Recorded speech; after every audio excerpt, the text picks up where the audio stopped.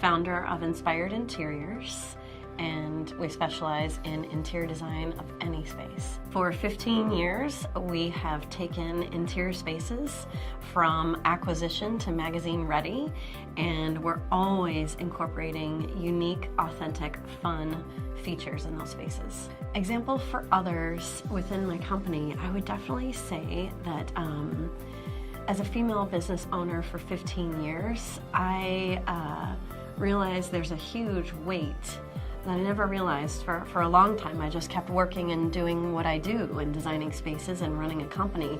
But now, after 15 years, I realize how many young women really admire that and really ask a lot of questions to me about how do I accomplish this and how do I accomplish that to make a company run to the extent that you've done.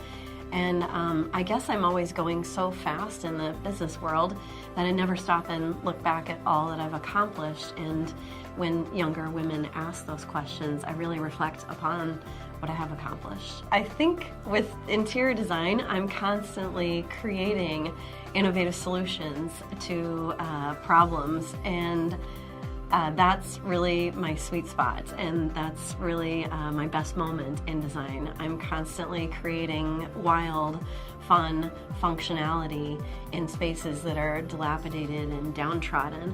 And I always tell clients and everyone that we work with is that our job is not just to focus on beauty, but to focus on fun and capturing moments of life through design. And that's what we specialize in. Generally speaking, when people think back upon life within an interior space, they remember an emotional moment, and they remember the design creating that emotional moment, how much fun you had, how romantic you were, how much entertainment you had with your family. But usually what you don't remember is how beautiful a space was. The emotional component captures your memory more than the beauty. So what I would say we do differently is we focus on the fun and the emotional components, and we still incorporate tons of beauty, but it's secondary to capturing the moments of life. I would say the biggest challenge that I've faced in 15 years is funding. By far, funding. Funding for female-owned companies, funding for great ideas. I'm a self-made entrepreneur, so every profit that I made with my company went back into the company every single year. And it's been virtually impossible to find funding for great ideas or finding funding for being a successful business owner for 15 years. Every bank wants cash in hand instead of dedication and value and loyalty.